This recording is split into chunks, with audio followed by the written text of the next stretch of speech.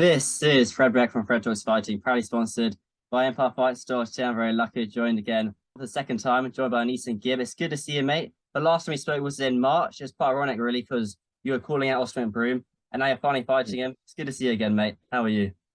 It's good to see you. I watched back the footage. I noticed in the footage you bullied me. You bullied me back into the shots when I tried to leave, and I haven't forgot that. But now we're doing our interview over the camera, and I'm happy to be here, man. Yeah, it's good to see you again. Yeah, I do remember that actually. You did try to leave, but then again, I was 17 at the time, so And Fred used his frame and bodied me back into the shot. I remember that. Yeah, it's good to catch up with you. But I think we'll start with this, right? Obviously, you started off your career as a YouTuber, and being a YouTuber is quite a social activity. You're constantly collabing with a lot of people. You're meeting a lot of new people the whole time. You're kind of going to parties, networking. You're shooting videos, and then transitioning into a boxer. Being a boxer is very lonely. Boxing is a very lonely sport. How have you found that transition from being a YouTuber and then to a boxer? Brother, I was a FIFA gamer. Yeah, I was opening packs in my room, trying to get the best players and packs every week, every Wednesday, every team of the year. I was grinding, opening packs, trying to make the best pack openers. There's no difference. I'm always in the gym. I'm always in the gym now, grinding away at the gym, trying to beat my records and most of my sets. Always in the boxing gym, trying to work on my craft. So it's samey. Yeah, Okay. so it fits with my character very well. Okay, that's interesting then, because most people say, "Oh yeah, it's been kind of a struggle. It's been kind of difficult, obviously, because boxing is a very lonely sport. You're on your own a lot of time." Um, so we'll move on to your opponent, Austin Broom. I find this point quite interesting, and that's a good way to put it. I'll play the kind of the devil's advocate in this. Why fight Austin Broom when you fought Taylor Holder? You clearly got robbed, and Austin Broom owns the show. He runs the promotion. He kind of decides what goes in or what goes out, what gets showed, what stays behind the scenes. Why fight the lead guy on his own promotion when he clearly is in control? Because it's interesting. Because it's interesting. Because at that point of social gloves, I was on my road to redemption. So then finding out there was Austin McBroom behind social gloves, this isn't the fight for redemption. This is the fight for revenge. And what could I have done better in my Taylor Holder fight? Even though I won every round, a stoppage wasn't there. A stoppage is conclusive. And a stoppage is what I want versus Austin McBroom. Do you believe in that Taylor Holder fight? That those gloves were 10-ounce gloves and not 16. This fight against Austin Broom is 10-ounce gloves. If do you believe you fought Taylor Holder in 10-ounce gloves, you would have stopped him. I would 100% stop him now. I think my game plan for Taylor Holder was completely different. My game plan for Taylor Holder was to prove that I could box because before that fight with my fight versus Jake Paul, my boxing was critiqued a lot. I wanted to prove that I could box, so that's what I did versus Taylor Holder. But Mm. when I started stinging him, it would have gone down. He would have gone down 100%. Certainly, I do believe so. Obviously, 16-ounce gloves and 10-ounce gloves, there's a Mm. huge difference. That's interesting you saying you want to prove to people you can box. Obviously, you've done many boxing camps now. I believe you've done a good 4 or 5. I'm correct to say Four, yeah. that. This is Four. my fifth. This is your fifth camp. Okay, there we go. This is obviously your fifth camp. You've done 4 camps.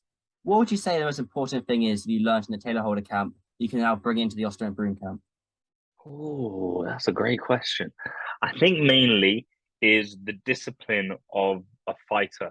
So every camp, I learned something new. For example, my first fight, it was mainly a weight loss camp.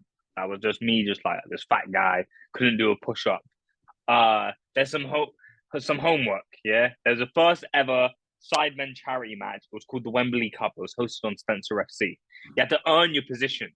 You had to earn your position in the thing.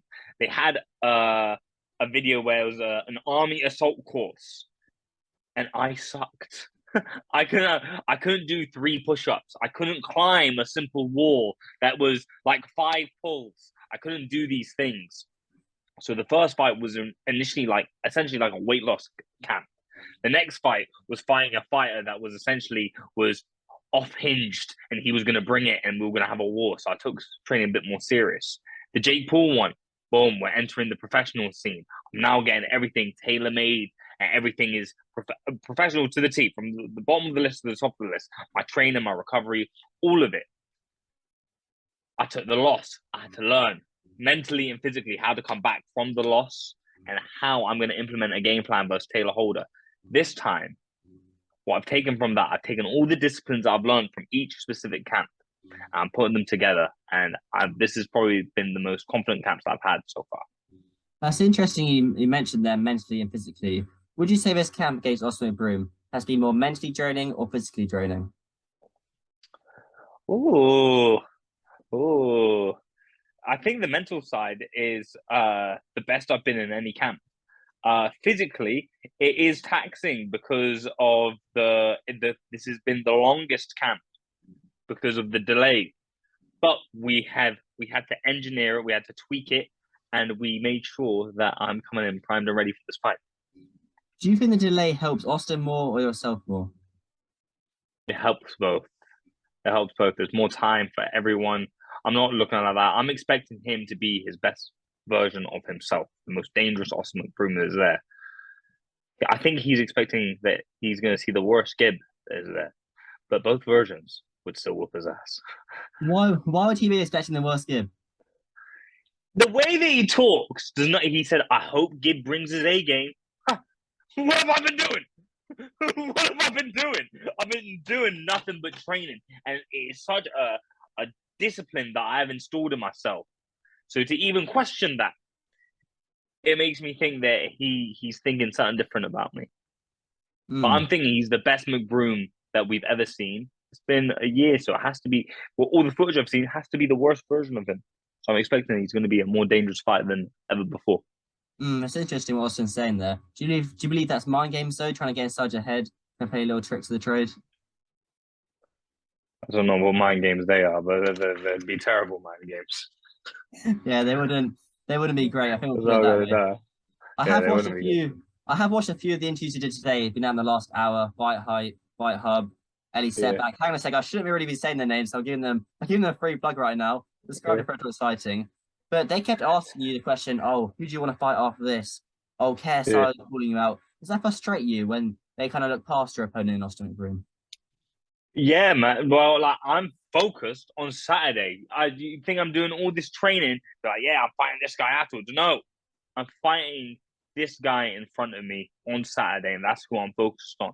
There's no one else. I'm not trying to look past him and trying to grab another opportunity because right now I'm looking at Austin Mcbroom and how I'm going to destroy this guy on Saturday. It should be interesting. And how I think I'll let you go in a couple of minutes, but how do you see the fight playing out then? Or how do you see the fight playing out? See Mcbroom getting overwhelmed in all departments of boxing. I don't think his inside game is there. I think he's going to get outboxed on the outside, and he's not going to be able to cope with my engine or my power or my experience. I think he was out of his element. That's interesting to say about kind of your power and you being overwhelmed. So I watched him sparring one of my mates. So my power is not crazy. My power is not crazy, but I've developed it. I've developed it for the past year. I've been developing my power and developing how to put power into my shots. And on Saturday, you will see that. Certainly, well, I'm looking forward to that. I'm looking forward to waking up at 4 o'clock in the morning. I'm not looking forward to that part, but I'm looking forward to watching the Before fight. I cut you off, what were you about to say about your sparring? But you said your friend sparring and about power. So they were showing me a video on YouTube of Austin Mcbroom sparring, and one of the things I noticed was when obviously his sparring partner is trying to mimic you, they came towards Austin Mcbroom rather faster than usual. He backed up, but he was square on the ropes. He wasn't with his left shoulder forward if you're an orthodox fighter. He came square on the ropes, which is one of the worst things in judo boxing. It's very hard to protect yourself when you're square on the ropes. Have you noticed that at all? That he's not the best at being pressured? I haven't noticed anything, man. I don't know anything, man. Yeah, we'll just see Saturday night, right? All right, I understand you don't. That's a good point. You don't really want to say much of your game plan, but what food do you eat after the fight? I know it can be mentally draining, physically draining. What food? I'm pissed. So every time I fought 3 times in America, right? Jake, Taylor Holder, and now Mcbroom.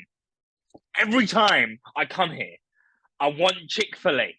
I want Chick-fil-A, a chicken sandwich. But every time I always forget it's shut on Sunday. And my fight's on a Saturday.